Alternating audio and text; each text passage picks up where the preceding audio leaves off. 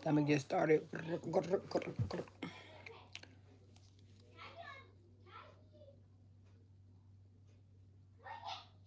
When I've heard people knocking somewhere or beeping, I know they ain't doing it for me. Cause see, people be.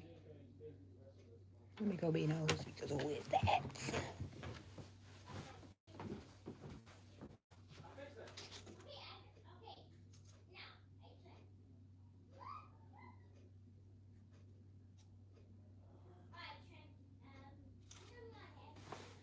I need to go ask him something.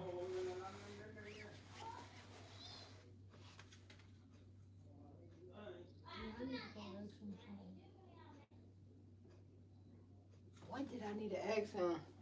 I needed to ask my neighbor something. I done forgot what it was. Great. What was it? Dang, I needed to ask him something.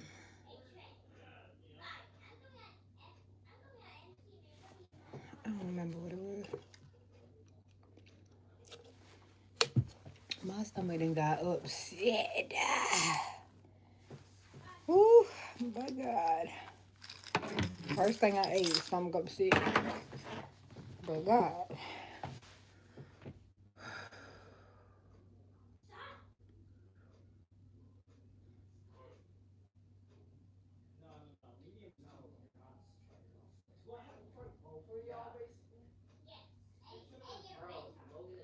Oh, yeah, I know what I wanted. I wanted to tell him something. Oh my gosh, my stomach upset. I need this light, y'all, because I'm here for some encouragement. I know I say EBT food stamps and all that. I know the people gonna come in here and try to go crazy if they come. But for those who humble enough to talk about it,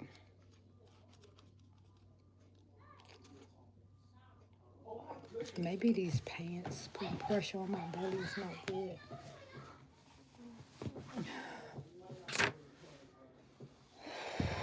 Let me plug up my lamp. Waymaker. The phone might fall down. Miracle worker. I should have gave them. I forgot to get them pictures that I don't want no more. And this wall mount for the TV that I don't need no more.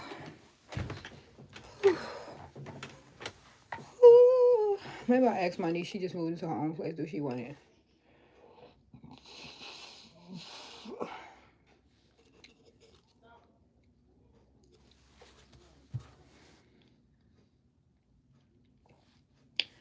Oof.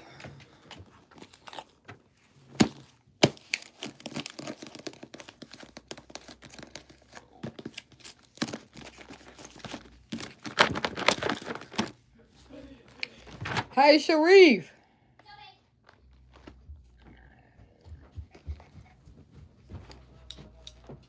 I'll be there, guys. Okay, chapter 19 right on the right. Thanks. No. All right, y'all. Oh, he said 19. That's 9. Chapter 9. All right. Let me read.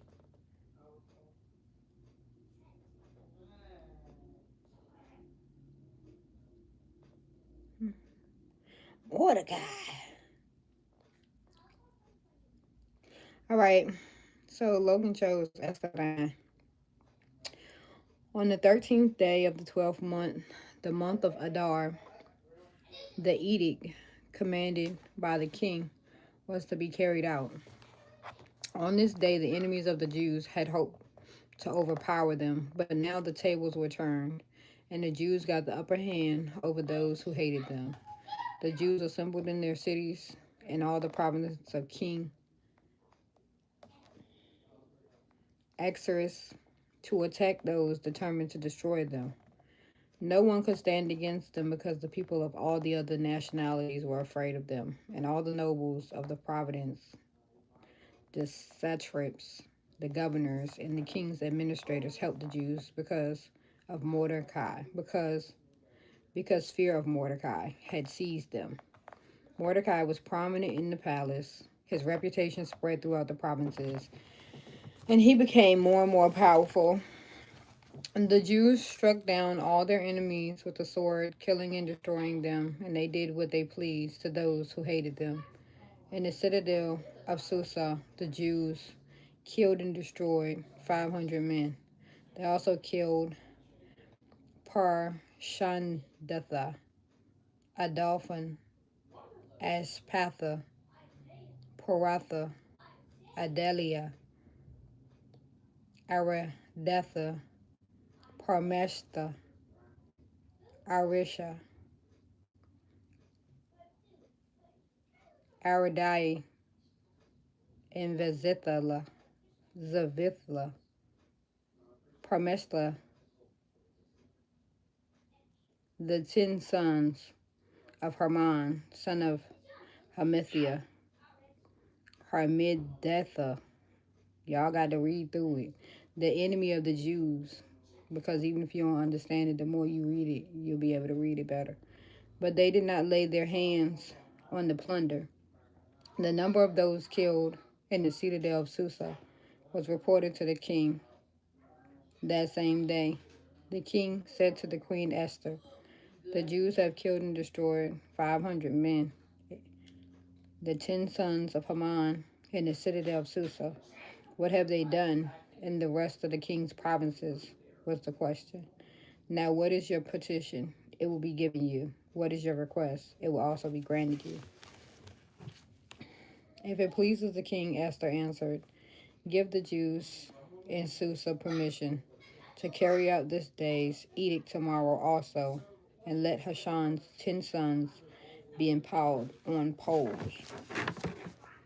So the king commanded that this be done. An edict was issued in Susa, and they imputed the 10 sons of Haman. The Jews in Susa came together on the 14th day of the month of Adar, and put to death in Susa 300 men. But they did not lay their hands on the plunder. Meanwhile, the render of the Jews, the remainder of the Jews who were in the king's provinces also. Y'all stop yelling! My Lord, I just realized my kids was hollering. They killed 75,000 of them. Ooh, Lord. But did not lay their hands on the. Stop yelling! If I gotta get up, Jack, I done yelled twice now. I don't like to holler. Did y'all hear me? Okay, so y'all didn't hear me speaking at all?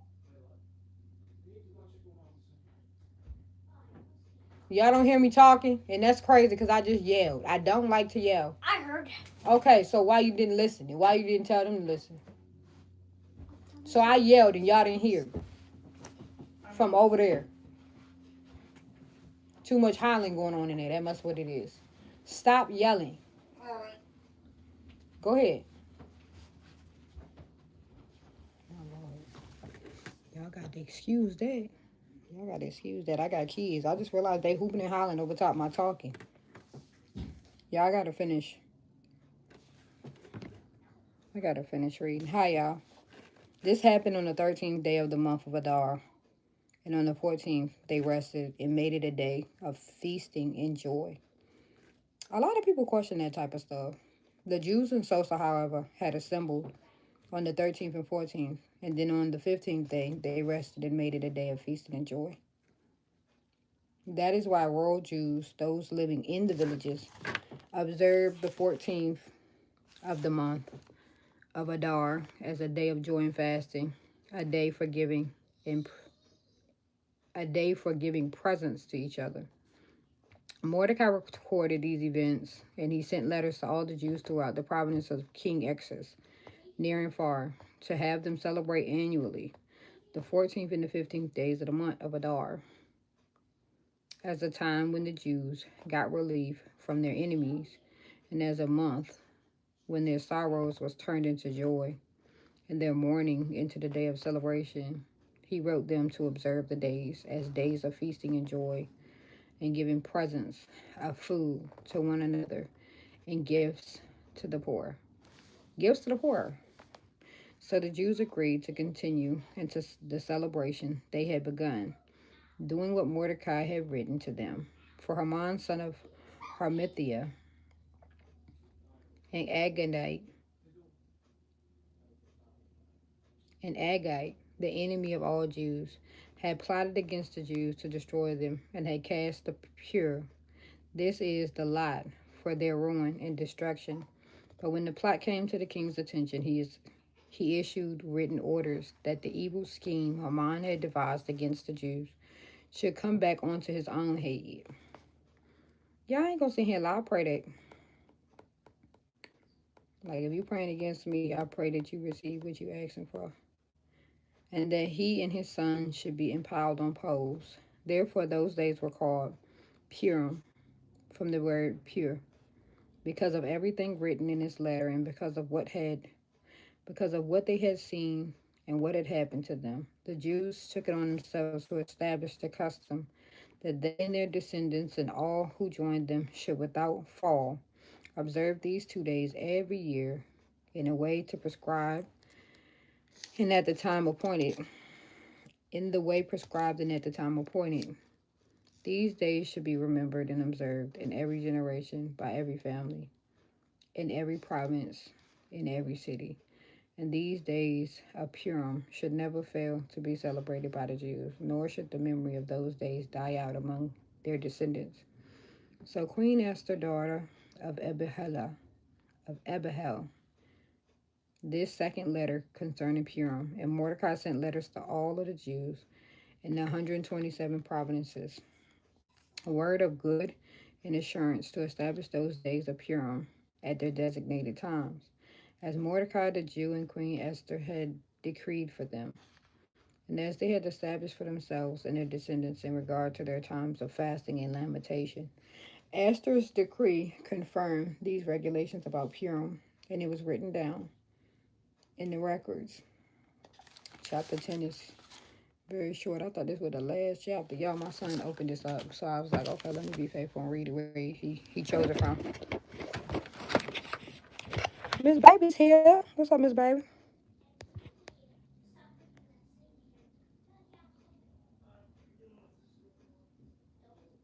Oh my gosh. Nah, Jack. I usually don't have to yell up in here, so you know. Since I had to yell, I just had to get their attention, like y'all kind of being loud.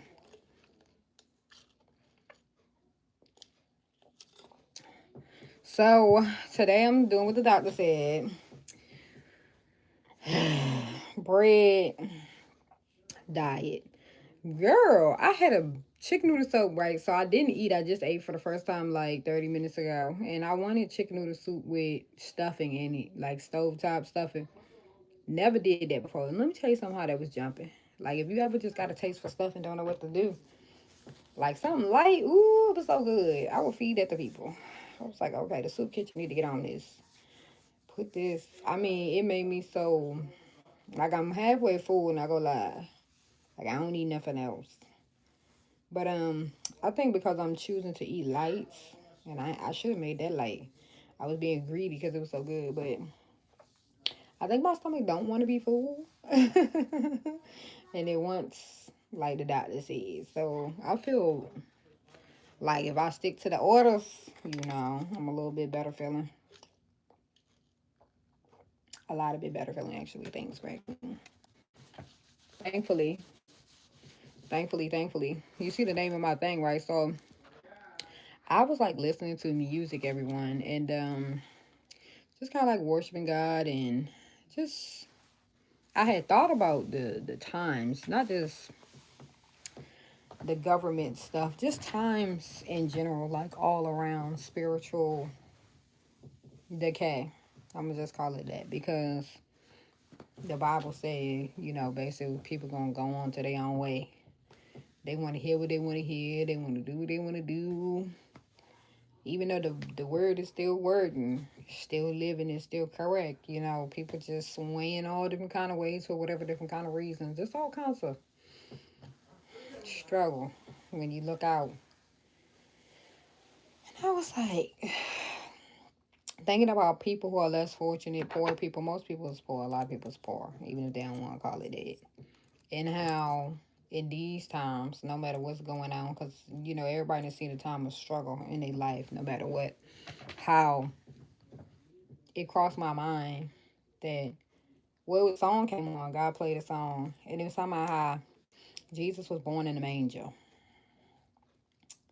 and ooh, that's something that you can kind of let go of your head, or you can kind of forget about it. You don't necessarily think about it, but he wasn't born under rich circumstances in the fanciest this, or having everything necessary for whatever it seemed needed. Didn't even have a place designated to be born, but he still came and blessed the whole world from very humble beginnings,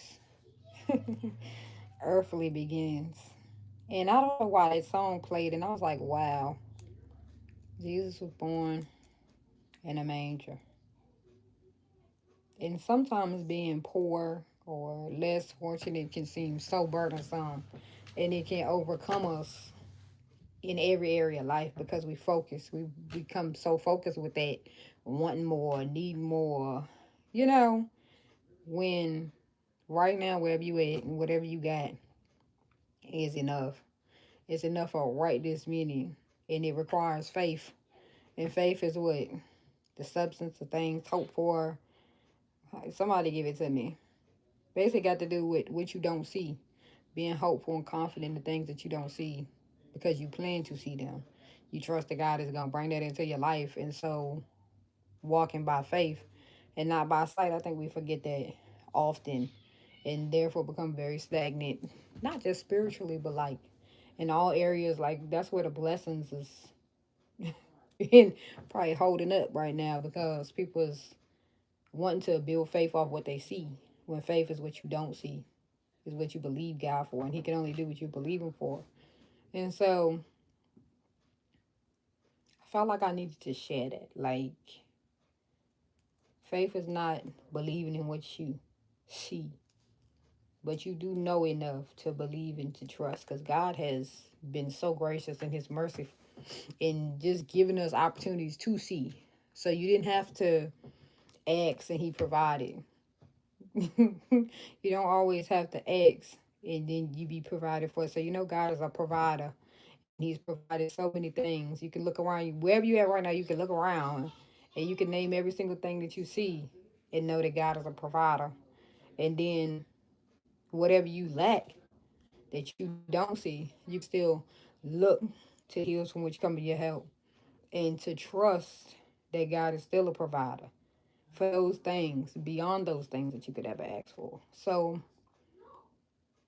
faith requires you not seeing it yet, but trusting and believing that God is great enough to give you that. Just like He gave you everything else that you look around, especially the air in your lungs. And if you can see, you can walk, you can talk, like all these things, whatever you can do, you was blessed, and you're going to be blessed even more as each second of every minute goes by. Faith is the substance of the things hoped for and the evidence of the things not seen.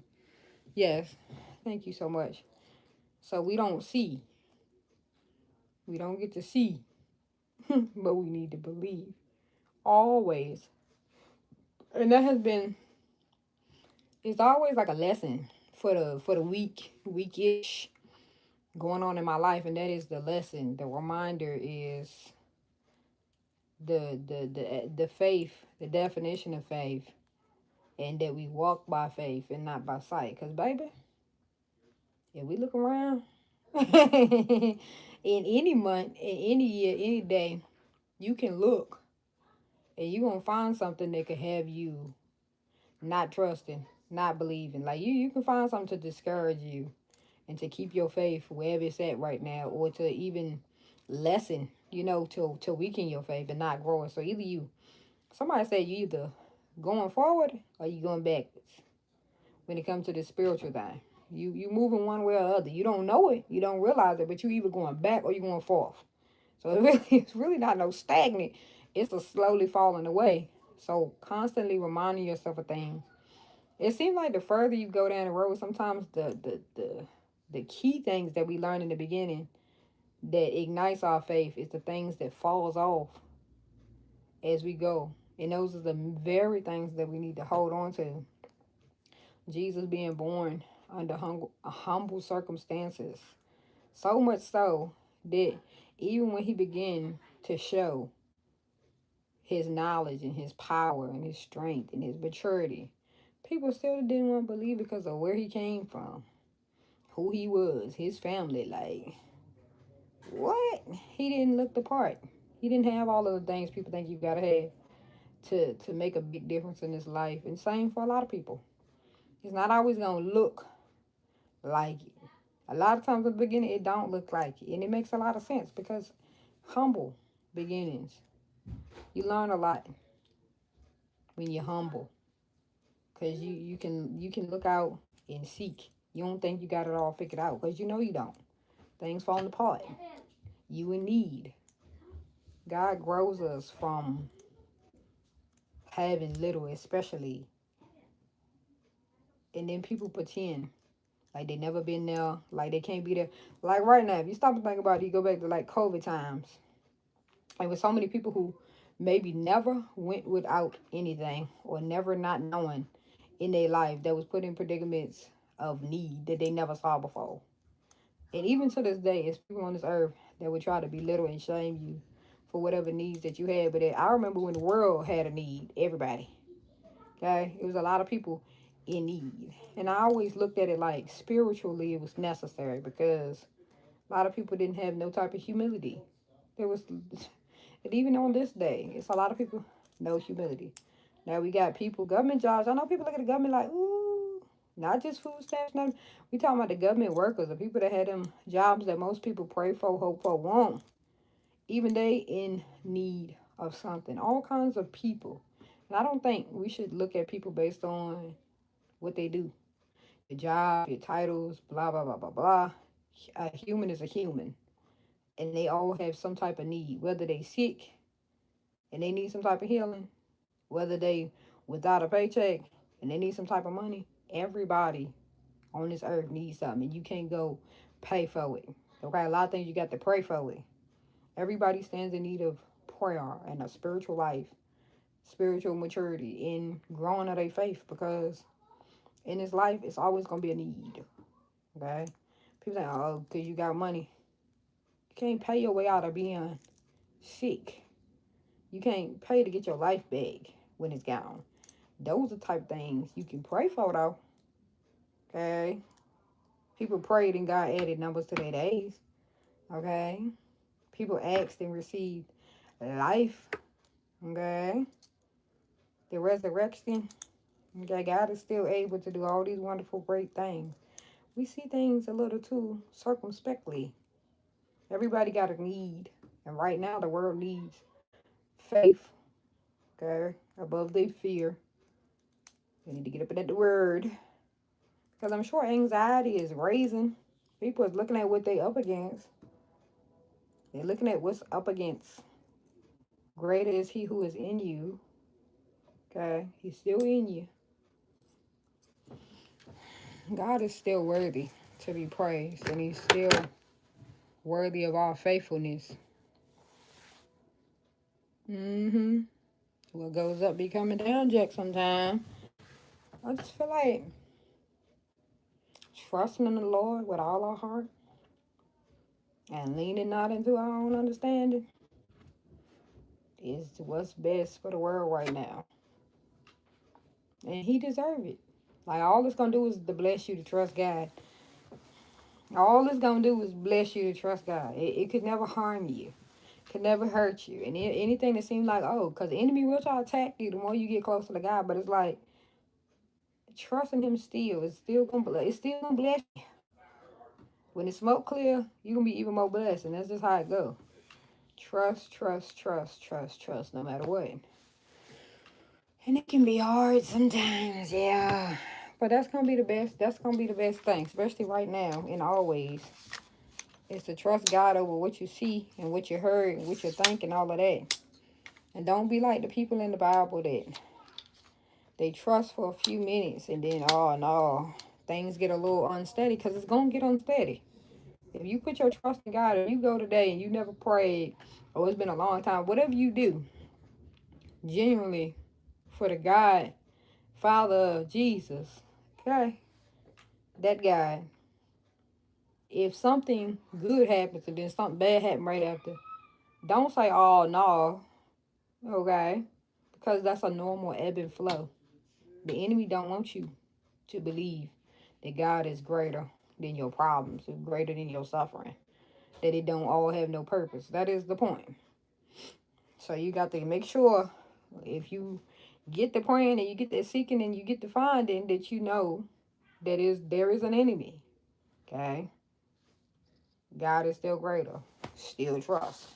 Still keep going. Don't fall by the wayside. Don't decide, oh no. Because it seems like it's easy on the other side of the road, but really, the other side of the road, it ain't safe there. Because the enemy, he use and abuse his people. He use and abuse them. Till ain't nothing left that he need from them, then that's done so for them. Okay? Them people that you see, uh, demon time and worshiping, they the ones telling you how they got mental this, and they blaming all that spiritual demonic stuff that now that they can't control. It was all good at one point in time. See, God gonna bless you good. And the enemy, he finna use and abuse you for his plots and schemes and twists. But at the same time, you finna get plotted on and schemed on and twisted on too. Okay? Okay? So, you better off trusting in the Lord. Because all good things come from him. You know, all you should want for yourself is something good. Don't be so focused on trying to get your lick back and your get back. Because revenge is the lowest. God takes care of those who need taken care of. In whatever way they need taken care of. Okay? Yes, you have to get, the test has to come. The test has to come. And I get it, not wanting it. I get that part. Like, I get that part. I get, like, I would rather it all just to be woo. But will my faith ever grow that way? Will my trust in the Lord grow that way? Because you have to continue to be put in a place where you got to keep trusting for that to grow. So that's not a question whether or not you're going to trust him or not.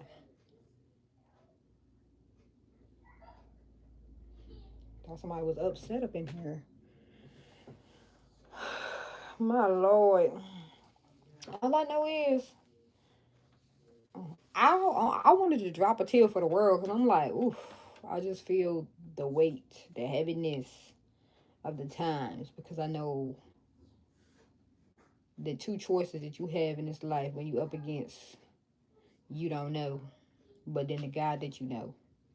And you can easily want to fleshly go through, but right in the midst of my heart is heavy for the world.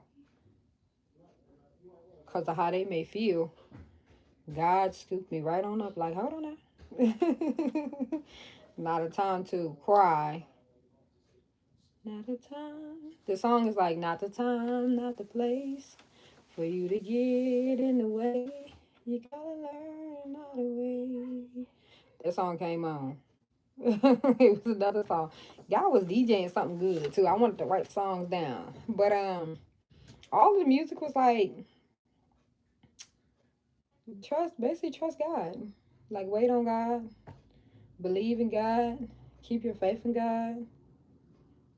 And I've been sick, so I'm like trying to encourage myself, like, because every day you wake up, you want to be better. You want to be better. You want to be better. And that, you can say that about anything. Like, you want to be better.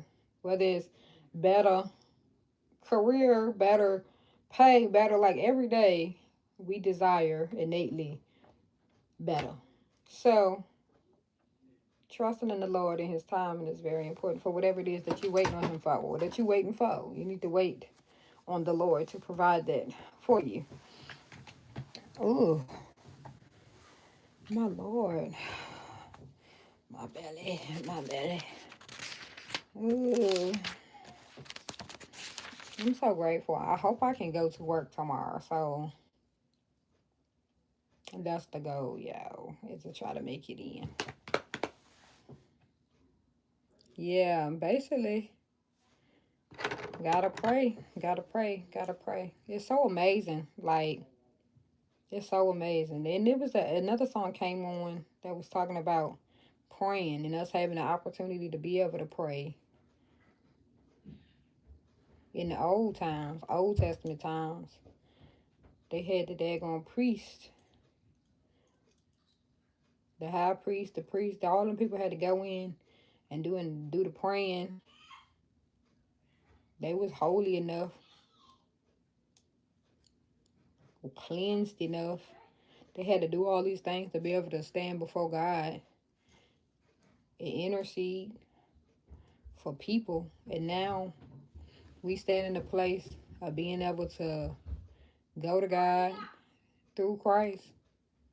But to be able to just open up our mouth right now, any time of the day, anywhere we at, no matter what, every second, and we can go and have a conversation with God. And I think people take that for granted. I think we all take it for granted sometimes. Life will be so much greater if we open our lips and we communicate with God more about everything that we call our mama, daddy, cousin, sister, best friend, whoever for. Definitely always a time for to be praying. But I think people just don't even realize, like, at one point in time, you couldn't even do this. Like, somebody died so you could go before God yourself and you could get to know him yourself. Everybody else still trying to be in the Old Testament so far as waiting on other people's understanding and other people's grace and mercy for to be enough when you got it your own. You got your own faith that you got to walk out for yourself. So every single way the enemy is using to basically deceive people into not trusting what the words say, you still got an opportunity for yourself to go before God and ask for yourself. So such and such said and such did and this one at the church and all this other stuff. All this stuff is excuses. When Christ died, so you can go to God yourself and figure out what the truth is for yourself. But people prefer to have excuse. We all be preferring to have excuses at some point in time. Sometimes we want to be swallowed up with fear and sadness. We want to have a reason to mope around. When really, we just wasting time because what we need to do is go before God. That was the whole point. That was the whole point. We can go ourselves. We supposed to go ourselves. But we don't go.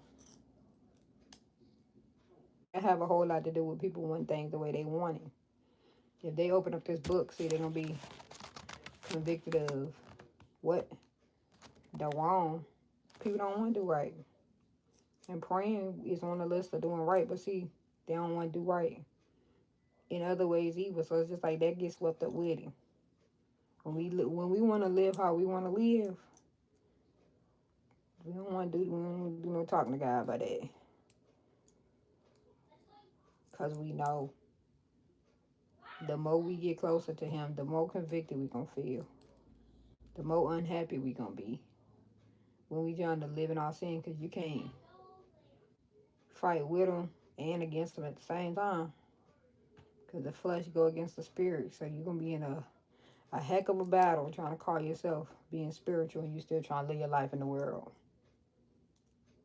If you're going to be as genuine as you can be and to be as blessed as you can be in this life, it requires you to walk right. It requires you to do right. You can't wait on God to change everything. Some things you have to do for yourself. You have to change your own mind. I wish somebody had set me down when I was young and said it just as plainly as it was and as it is. You need to think about A, B, C, or D. Like literally think about it. And then had asked me something like, okay, so you thought about it? So what did you come up with? Because a lot of getting out of sin requires just a thought. Like, what am I doing? What are you doing? Your mind can be so depraved sometimes. You don't even think about that easy question, what am I doing? AKA, how am I affecting my life, myself? Because it don't feel good when you're not living right. That don't feel good.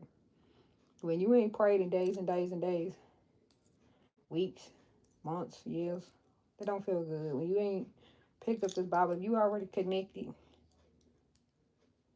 You already been saved, but you ain't living like you saved.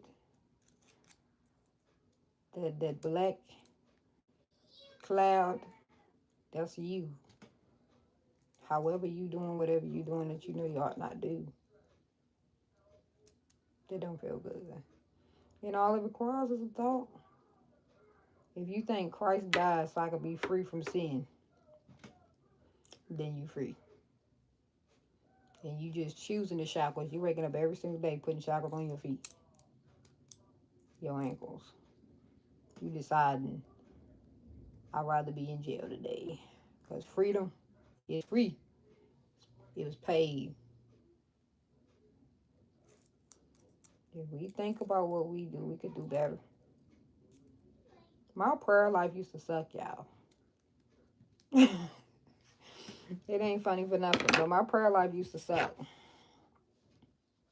It used to suck. And now it's so much better. And I'm going to tell y'all what it took.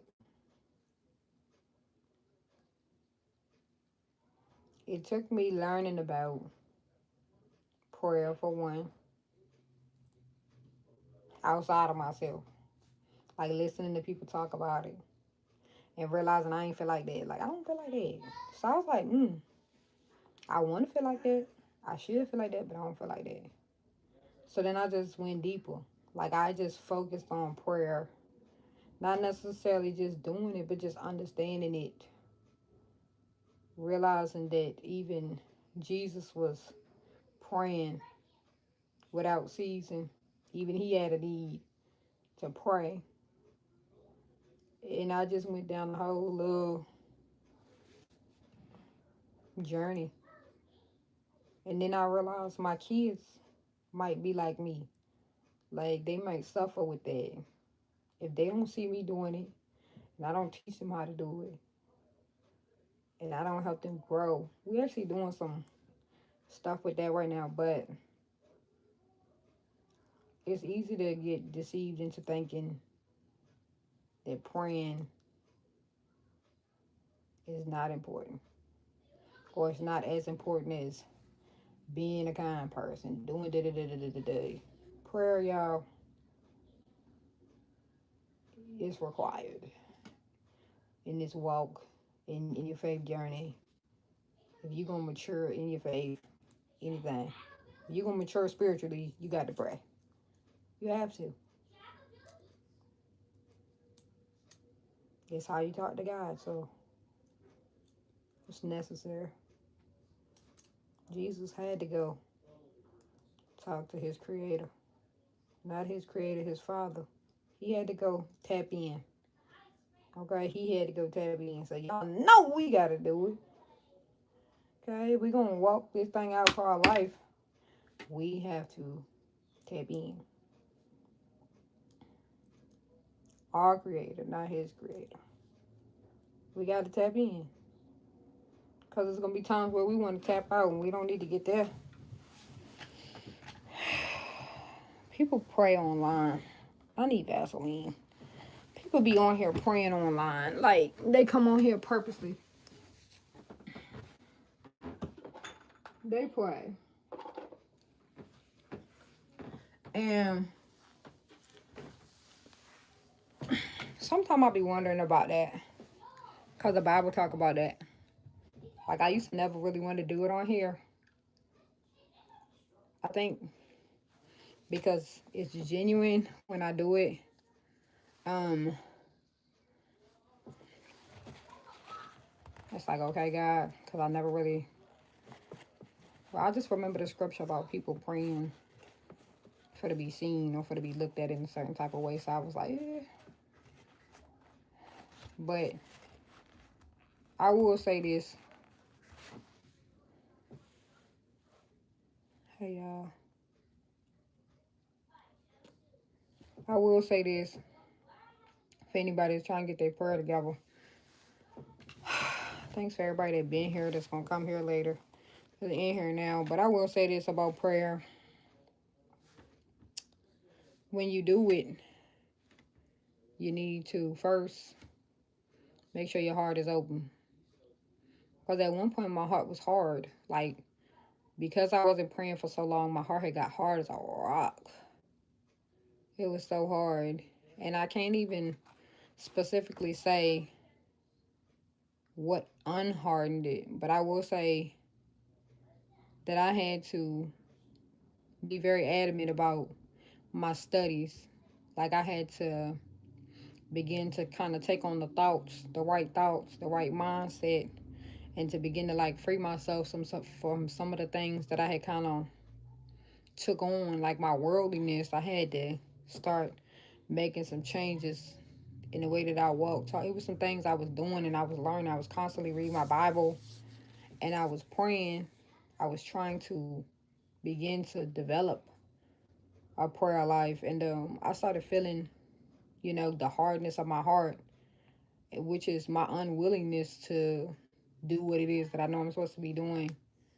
Um, Pretty much, I started doing those type of things, and so when my heart wasn't as hard anymore, I remember just feeling like I needed to empty out whatever I had in there. It was some junk, whatever, the frustrations of just life, just kind of like clear all this up from things that didn't make me feel good. And so, what I tell my kids is before you pray, give yourself a second and make sure you clear your mind, clear your heart. And it's almost like you opening up a door, you know. In my mind, it's like opening up my heart so that I can be able to talk to God honestly from a genuine place and not a place where I'm trying to hide something or where there's shame, fear, like all those things, just making sure that doesn't exist so I can speak to Him without being in a rush, without being distracted, without, you know, reservation, anything like that. So I would just share that. When you might come here, and if you feel like your heart is hard because you ain't been doing right, then do right the best that you can. And build up consistency in doing right the best that you can. Because if you say you want it, then act like you want it, basically. Like, don't expect God to do all the work for you. You need to do the work for you. Pick that Bible up, read it every day, okay? Be adamant about your prayers. Even if you don't feel like God hear you, you don't feel like nothing going on, keep going, okay? Because from a hardened heart to one that is burning for Christ, it's a journey when you've been out there in the world and doing what you wanted to do. So Rome won't build no day, okay? So don't worry about the feeling. Be concerned about your faithfulness in your prayers, okay? In your learning, in your trust that it will, like, God has not forsake you. And so that went a long way. And hopefully it'll help somebody make it a long way, because we can get distracted. It's something to distract you every second, every day. But just saying, hold on. That's not what's going to bless me by using all my time for everything else and I don't give none to my creator. So whether you pouring out into people or whatever you doing, make sure you pour in to yourself and into your prayer cup, because that's necessary. And it helps keep you desiring and wanting and knowing that you need to pray when you are praying consistently. I love y'all. From the front to the back. Anybody going through something, worried about something, no matter what it is. It might not be the daggone food on the table for next week or whatever it may be. You could choose to worry, or you could choose to trust and to believe. Matthew 6, it says that God knows that we need the common things. Okay? Food and clothes. He knows. He didn't put us here without knowing. Even Adam and Eve got clothes put on them. Okay? How you know you're naked? The provision has been made. You're blessed with life. He didn't give it to you for you not to have. But you need to have faith. Okay? That he understands it all. He's seen it all. Before we lived it, he didn't seen it. He knows whatever it is. And you can trust that the good God in heaven has everything we need here on earth. Trust. Okay? Believe. I feel like I'm following the doctor's orders and it's helping me to feel better. So, eating what the doctor said, drinking what the doctor said, very little sugar. I'm starting to think like my stomach was inflamed. I'm starting to think my stomach was inflamed. What was I watching? What did I see? Not the time, not the place. I don't know. You know how sometimes your stomach has been through some stuff? My stomach been through some stuff. Like my gut been through so many things, like so many shockers. And especially in like a little bit of time. And in the last year, a lot of times. So gut wise, in my mind, I feel like it's just been a lot. And so maybe me laying off A, B, C, or D is necessary. And today I was like, all right, test series. So especially when I catch something, the recovery this time is just insane. So I'm gonna do little sugar, just little processed stuff as possible in the times to come, so I can like my Olipop. Let me tell y'all why I like these, even though they're expensive, y'all. So I wouldn't suggest going and picking up this habit right now. It only got 45 calories, and it only has 2%. This one only got 2% added sugar. This the lemon lime. And this is one of the least amount of added sugar ones. Usually it's like 4, 5, maybe like up to 6, but not like 41%, 75%, and all that other stuff like a regular soda. Because regular sodas, that's another thing. When I first got sick, I drank a regular ginger ale. Let me tell you something, how that my stomach felt like it was on fire when I drank that. That's too much sugar for my body. I was like, okay, God. Okay. I will not ever be doing it. If it got a lot of sugar in it, I'm straight. I feel like that's part of what the problem is. Somebody else was saying that. They were saying they had drunk alcohol for so long. It was Lil Jon from the East Side Boys. I was watching the interview. It's funny how you can learn stuff from people. No, it was like a little short from the interview. And he was saying something about his stomach and his gut. And the sugar probably. But anyway, the alcohol. His stomach was like inflamed. And so he just switched up some things. I think mine's is just affected because I've been so sick. My gut just took too much. And that sugar and stuff like that, it just don't help it. Like my gut biome, it needs reconstructing. Y'all pray for your girl, okay? God can do it, and I trust him to do it, actually. I'm like, all right, God, with my health, you got it. Because, oof, but I still got to do my part. So y'all, if you like a little fizzy, I wouldn't say drink this all the time, but they high. But if you can afford it, do what you gotta do. But this is a good alternative. I like these. I like them a lot. I drink all different kind of flavors of these. But I'm gonna get up off here, y'all. I need to put away my clothes. But I don't know about that. But to do one or two things actually. But I love y'all. Hopefully this has blessed somebody. Hopefully it will continue to bless somebody. Y'all don't y'all be worrying. Trust God know what you need before you even need it. And make smart decisions. Involve God in all your decisions. Don't do nothing rash. Don't be losing sleep about what you can't do nothing about. Oh, that's what God said. Who can add by worrying? Woo! I want it. Wait a minute now. You gotta be strong. Not the time, not the place. You to give in a way.